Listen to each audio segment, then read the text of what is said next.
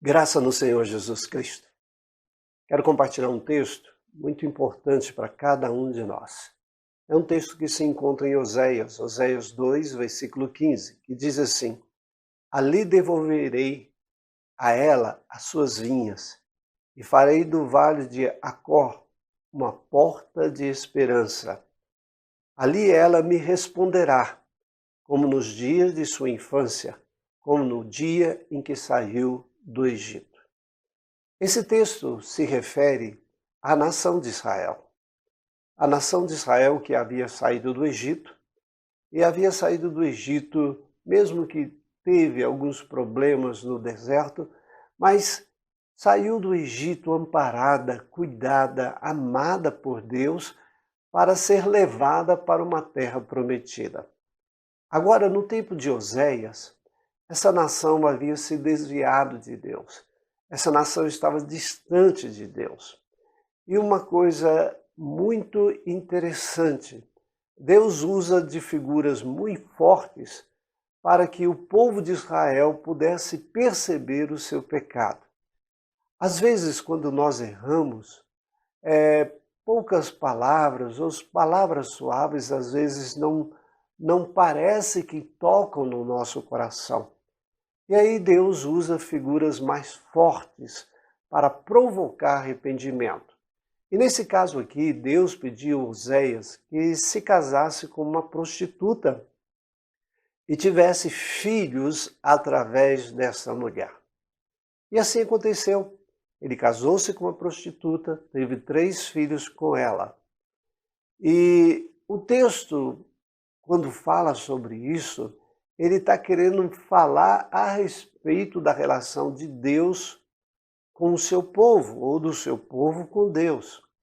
Aquela prostituta representava Israel. E Deus usa uma figura muito forte para que o povo pudesse se arrepender. Uma figura de uma prostituta, uma figura de uma mulher que tem vários homens. Assim Deus fala que Israel estava fazendo. Estava tendo relacionamentos com vários deuses, buscando as coisas erradas. E Deus sentia como uma traição do povo de Israel. E na realidade, quando nós também pecamos, quando nós cometemos coisas erradas, é como se nós estivéssemos traindo a Deus naquilo que Ele fez. Ele fez um ser humano à sua imagem e semelhança. Nós devemos ter um relacionamento com Deus, nós devemos ser fiéis a Deus. Mas quando nós nos desviamos de Deus, quando nós vamos para os pecados, Deus se sente exatamente como Oséias estava se sentindo com a sua esposa, traído, rejeitado. E é uma figura forte? É. Mas aqui nesse versículo, ele diz que Deus iria fazer com que Israel, considerada como prostituta, pudesse mudar, pudesse voltar para ele. E Deus disse que haveria de devolver as vinhas a Israel. Por quê? Porque as vinhas eram o prazer de Israel, era a alegria de Israel. A produção de uvas, a produção de vinhos traria alegria ao povo. E Deus, de uma certa maneira, agiu com castigo, tirando essas coisas, trazendo gafanhotos, trazendo problemas à terra e até inimigos. Mas Israel não abriu os olhos, estava encantada com as outras coisas dessa terra, com os prazeres, com os deuses, com aquilo que Deus disse que não deveriam fazer. E por isso ele apresenta aqui uma porta de esperança.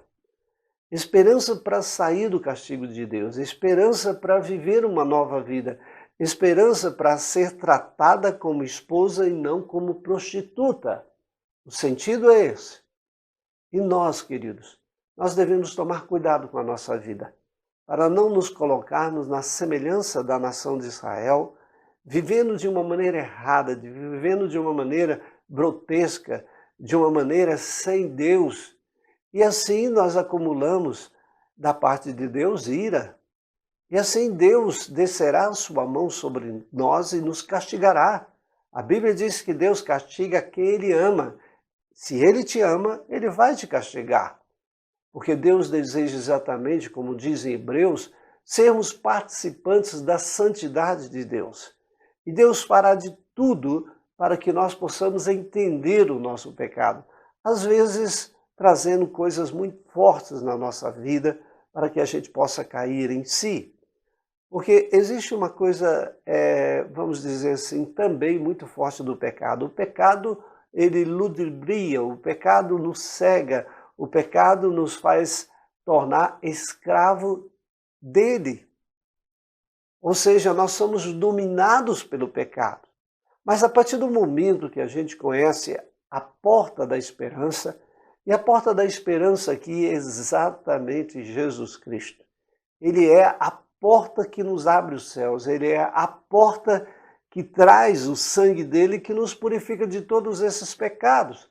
Ele é a porta que traz para nós uma nova vida, um novo relacionamento com Deus. Eu gostaria que você pudesse visualizar isso. Deus trouxe a porta é o Senhor Jesus Cristo. É Ele que nos conduz para uma nova vida, é Ele que nos conduz para a salvação, é Ele que traz o perdão dos nossos pecados, porque foi Ele que morreu na cruz do Calvário, foi Ele que comprou a nossa justificação, a nossa adoção.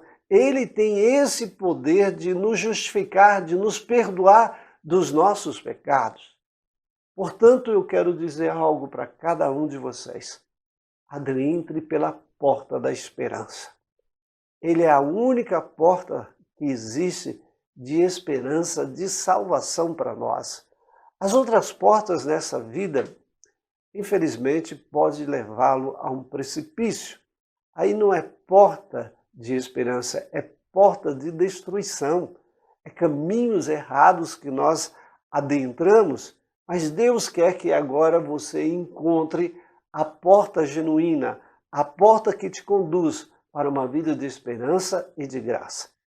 Entre por essa porta. Entre pelo Senhor Jesus. Creia nele. Ele é aquele que perdoa todos os nossos pecados. É Ele que nos santifica. É Ele que nos dá uma nova vida. Creia no Senhor Jesus Cristo. Deus te abençoe. Um grande abraço. Tchau.